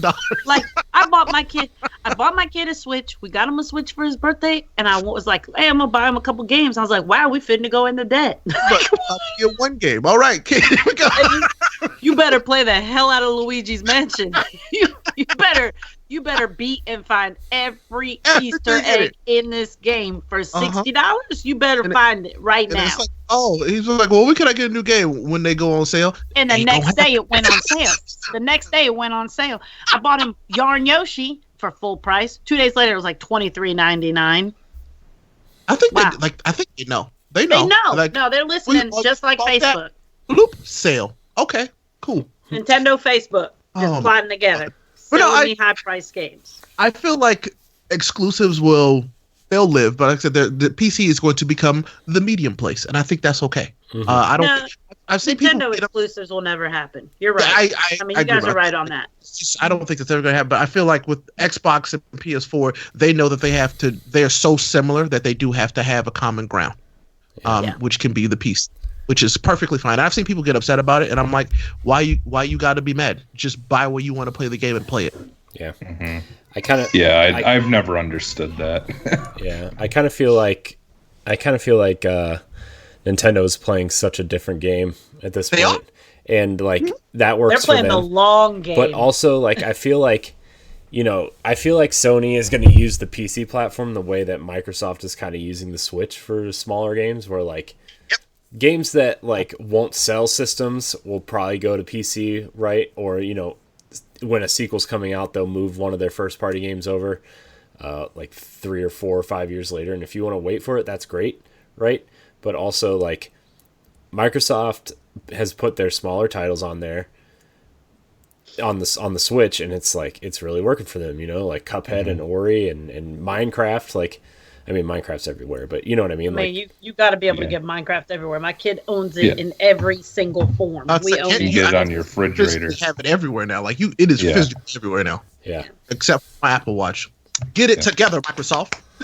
It's got it. Is Sell it in to me on my Apple Watch. Is it? I need it in my smart mirror. I need it on my fridge. I need it on my Alexa. In the Tesla yet? Yeah. Is it in the Tesla yet? Like Cuphead? Probably on its way. Wait, is Cuphead in a Tesla? Yeah. You can play Cuphead. It was when I made the PowerPoint presentation for my wife, though, while we're buying a Tesla, that was on it. Okay, so my husband's been trying to convince me that we need a Tesla because, like, he's my husband does deep machine learning and artificial intelligence programming. Mm-hmm. Right. So my husband's like, I want a Tesla. It's my car that I've been wanting, blah, blah, blah. And I'm just like, it kind of seems like just like a status symbol type of thing. Like, it kind of seems a little dumb. But now that I know it has Cuphead, I'm finna go upstairs after the podcast and I'm going to say, it also has Cuphead, honey. Yep. And I miss. Not just that. I think. No, I don't want to say Stardew's on there. I don't want to lie to you. Stardew Valley is in, and it's the next. If it's I not have to there, end it's the coming. podcast now, guys. I'm going to buy a Tesla right now. I'm sorry, I just sold you a Tesla. My bad. I'm gonna be Don't so buy poor one to forever. use my referral code though. I'm paying off my car in 1 month, y'all. Can you just let me have my money for like a month? Let me have it for a Just minute. have my money for 1 day. Technically, Ray, Listen, you just helped save the planet too Disney telling Plus. them to buy Tesla. Exactly. All right, Captain Planet, calm down. When you turn the car on, does it say "Go Planet"? I wish it did. If it did, that would also be a focus point. Does one of your friends have a pet monkey that he carries around with him? Oh, No? Oh, okay. Oh, that can't be a friend of mine. No. Monkey throw poop, bro. That's an acquaintance. You could be an acquaintance. Yeah, that sounds good.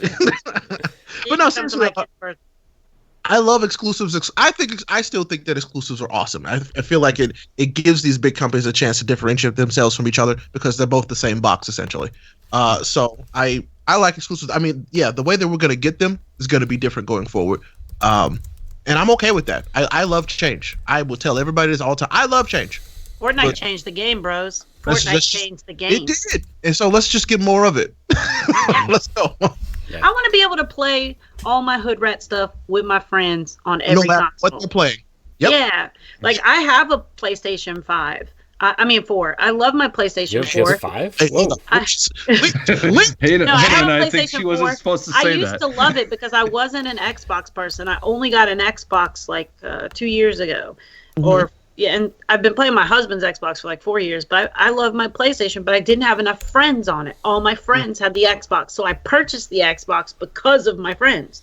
Not because I like the content better or the games, because I like PlayStation games. I like Little Big Planet, like PlayStation exclusives, like, the little cool things on PlayStation are what I loved about PlayStation. Plus, it is a way less trash-filled platform. Let's just say it. It is way nicer. You log into PlayStation, it's like people who want to play games with you. You log into Xbox, and they want to kill your family and set your house on fire and call your job. So no! Whoa, that got real dark real fast. My own. Suck it, nerds. Yeah. My first time logging into a game on Xbox was people being horrible. Versus my first time logging into Little Big Planet, and I had an 8-year-old trying to talk me through the game. He was trying to help. So helpful. So helpful. Right. Oh, man. Man, I tell you what, though. If Horizon comes to PC, I'll be able to get rid of my PlayStation 4. That's all I probably have to say. No Man's Sky was lit, and that was only an exclusive, and then it wasn't. For me, it's going to be very difficult for me to part with wanting a PlayStation. They're going to have to do something drastic. Like those exclusives are going to have to come out a lot sooner on PC than I want. Yeah, that's true. Accessibility quickly, because we're such a instant society, is also a big thing. Like, I find myself buying multiple copies of every flipping game on the planet because I can get it first on Xbox, and then I can get it over here, and then 2 weeks later it's on Xbox Game Pass, but I didn't want to wait, so I already paid for the game, and I just find myself buying copies of the games on every single console, and it gets kind of overwhelming, and it's kind of frustrating, and that's why I'm kind of more moving towards PCs, because I can just get it. Steam has great sales on their games. I mean, freaking Steam, often. And then it's just so different than these full price. I mean, there are games that are 10, 20 years old on Xbox that haven't gone down but $3 in price. They're still $65. They're still $55, and they're 20 years old, and people are like blocks walking around like this the whole game. Call of Duty games are good for that too. They always hold their hold their value. Their worth, yeah. But then you go to GameStop and you get $1.50 for it, is all I'm saying. Yeah, so exactly. Regardless, PCs have just moved me towards, this is where I'm going to get the best value for my buck. And if they start bringing more exclusives to PC, I am more likely to ditch all my consoles. And that Alienware Switch looks lit. Yeah. That's also a fair point. Yeah. Because I can play my Steam library from my PC on it. Mm-hmm. And you could stream Xbox onto it if you want to. Yeah. All right. Our last question comes from Megan Green. She says, I saw you're having Zombie on, and glad to see some female impact on the Boss Rush shows. Who are the best female characters in games right now? Best females in games. I put Princess Aloy. Peach is solid. I put Aloy up there for sure.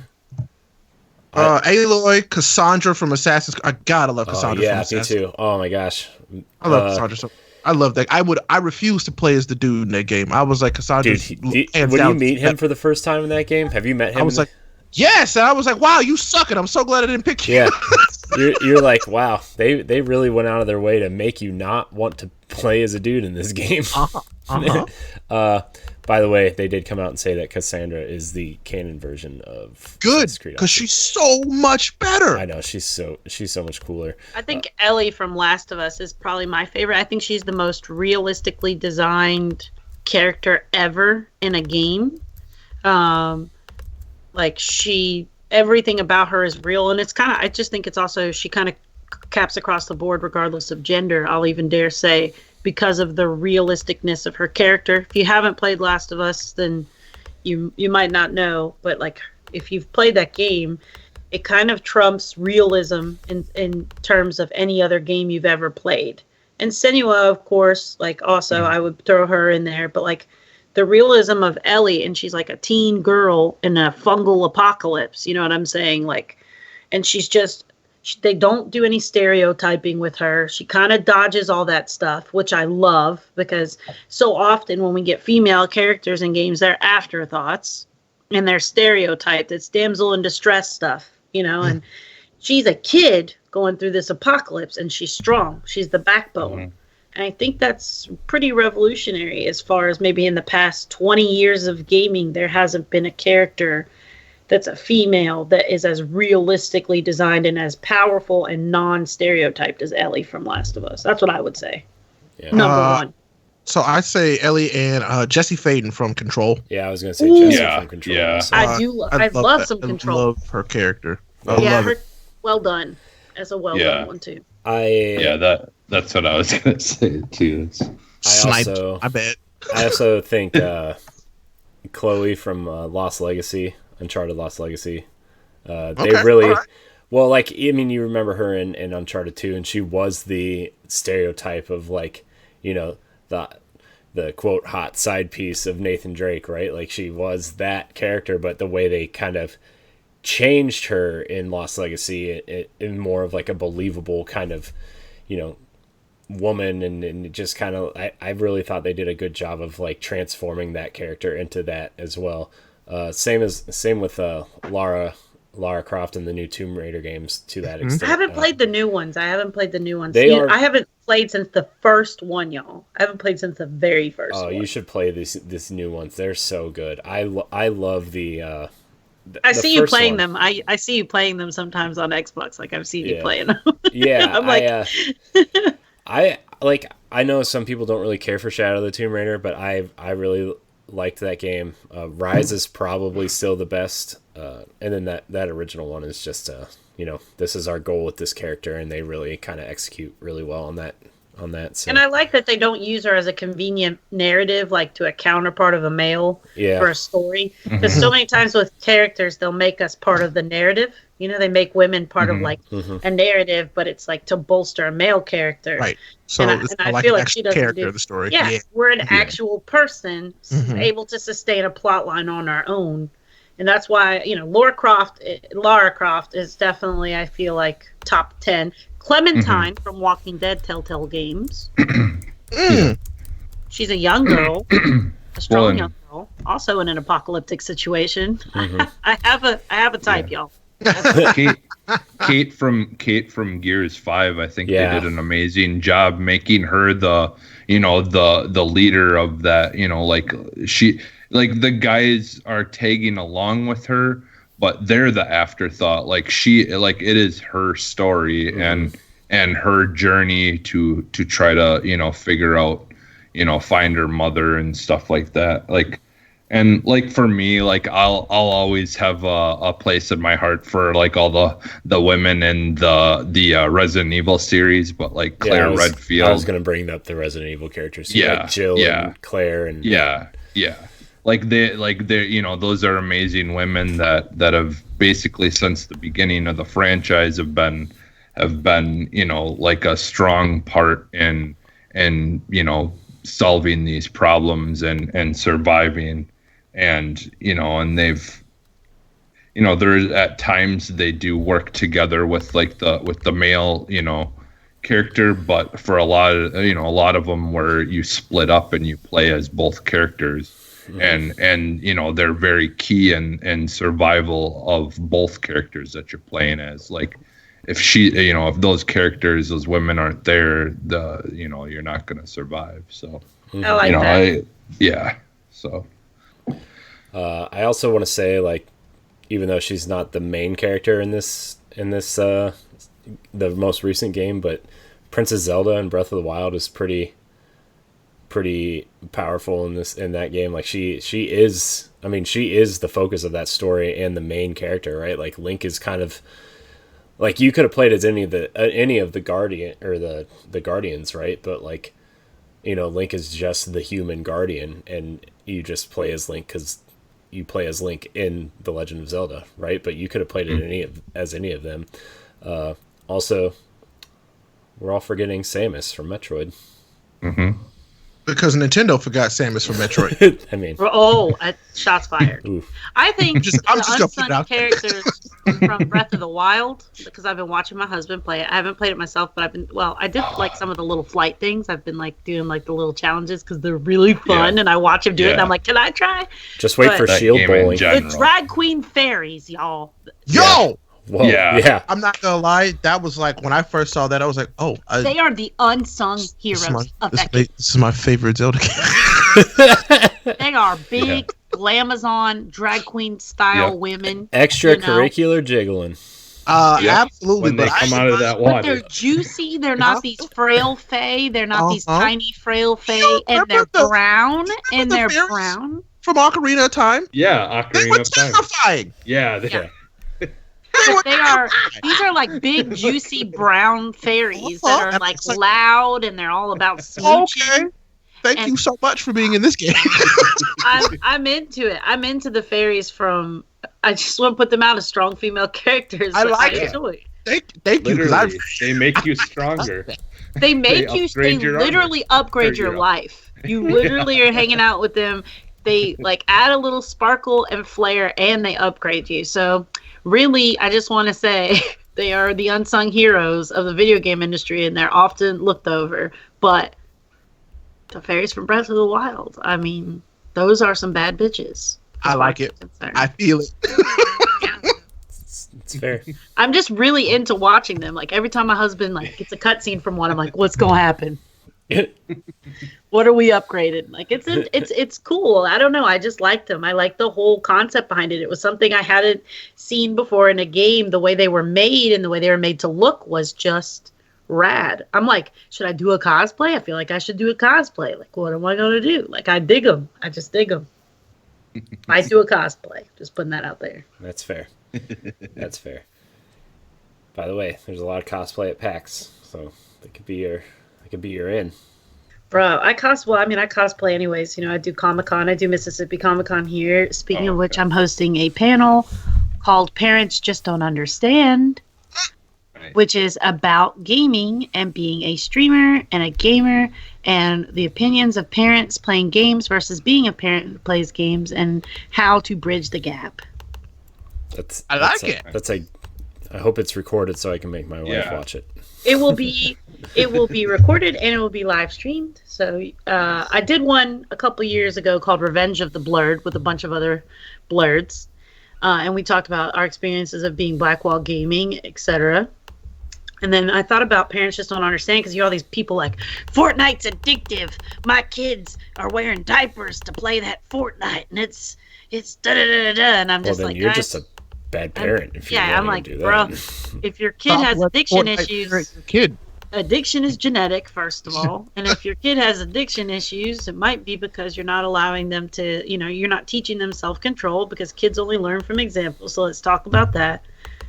And I also want to talk about the things like parents are like, I'm afraid to let my kids play Roblox. My husband and I don't let our kids play Roblox, because it's a trash can of the internet for pedophiles. So, there's like certain things I think that a lot of parents don't know because they're so out of touch with their kids when it comes to games. Like, they're just so out of touch. And being in tune with my kids with gaming, I feel like has helped me be a better parent and monitor my kids' online activity. Nice. That's a cool panel. It's something that I want to check out. So you should message me when that's happening. I will do that. It's going to be neat. I feel like it's going to be a fun one. I feel like, that's something that people just don't focus on, because people just focus on, look at Joe Biden. He basically just shot himself in the foot 2 times when he said video games are just little twerps trying to kill people. And I was like, Biden. Yeah. But unfortunately, there's a lot of people in this world, in this country specifically, that agree with him. So there are, but that's why we need to, like with race, that's why we need to have open these a conversation. And like real people need to have conversations. When you see somebody post something about how video games are destroying kids on the internet, as people who play games, you, me, Jesse, Ray, like as Ed, who's not here, we need to stop and check in and say, I don't live in a basement. I have a job. I'm not mooching off my parents. I'm not obscenely overweight. And I am a productive member of society who plays games. And there's a way to teach you to play these games and teach your kids to play them safely. So it is up to us to be the people that talk about it so that people can understand that it's not this like subculture of men living in their basements, which, that's just 4chan. Like, that's just, that's where Reddit is. That's not where we are. I got jokes about Reddit. Oh, Reddit. Man, I Reddit sometimes, man. Well, 99% of the time, but I've seen things on Reddit that have scarred me for life. Same. Yeah, I think I made an account on it, and like that's as far as it went. My husband occasionally comes to me with Reddit stuff, and he'll show me like a cat dancing to Michael Jackson or something. I'm like, this is why Reddit should exist. And then 5 minutes later, Reddit sends me a notification for something that's like hair raising, and I'm like, why did this happen? What is my algorithm? What is my algorithm? You play one pimp game and you get the crazy stuff. That's all I'm saying. You play one pimp game. The internet spies on you, and then I'm in the dark web. Like, what happened? No. Oh boy. Oh no. That's the internet ghetto. Oh no. Roll your windows up. Lock your doors. Oh my god. Oh man. Well, on that note, we're going to wrap up the show. I want to thank everybody for watching live on Mixer and Twitch. Remember, you can follow us there at Boss Rush Games Live. That is mixer.com/Boss Rush Games Live and twitch.tv/Boss Rush Games Live. Thank you guys so much for watching. And remember, you can email us at bossrushgamespro@gmail.com for your questions to be part of the question corner on the Boss Rush podcast. Zombie, thank you for joining us. Thank you for having me. I missed you dearly. Thanks for smiling till your face is hurt. I appreciate a good smile, good cheese. You guys can find me on mixer.com/ZombieKiller601. You can find me ZombieKiller601, actually 602 on Twitter, because some jerk took it and I tried to pay him $50 and he don't want to give it to me, but that's what it is. I'm also ZombieKiller601 on Facebook. You guys can find me there. If you can't find me there, I'm going to be trying to convince this guy to play some video games with me. And actually, all these guys. Yeah. Try to convince them to play some games with me. Feel free to harass us on the internet with good things, not actual harassment, because I will report you so freaking fast. I'll harass you back. Yeah. I have a whole queue of troll songs now that I play and stream, and you don't want to be the guy I'm playing You're a Jerk to for 45 minutes. You don't. Yeah, that's one of the things I like about your guys' community. You guys got some good people watching out for your chats and all that stuff, and you guys banning people for or putting them on timeout. We put them in timeout. We put them on the timeout on the no step. We put people on the no step. You come in swinging hard. You start saying crazy stuff. I'm not gonna ban you, because banning is counterproductive to my numbers, baby. Yeah.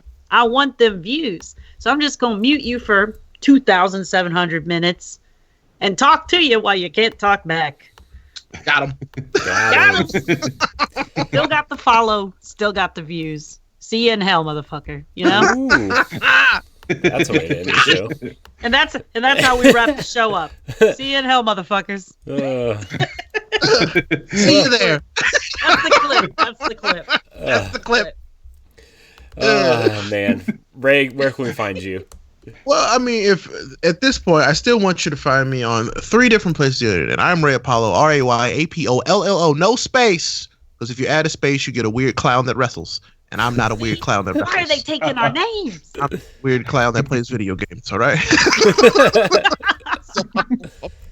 Look for me on Twitch, Twitter, and YouTube as those 3. Ray Apollo. And hit me up. We have a good time. So, yeah. Jesse? You can find me almost everywhere as Phantom NXS. Nice. Twitter, Xbox, all those things.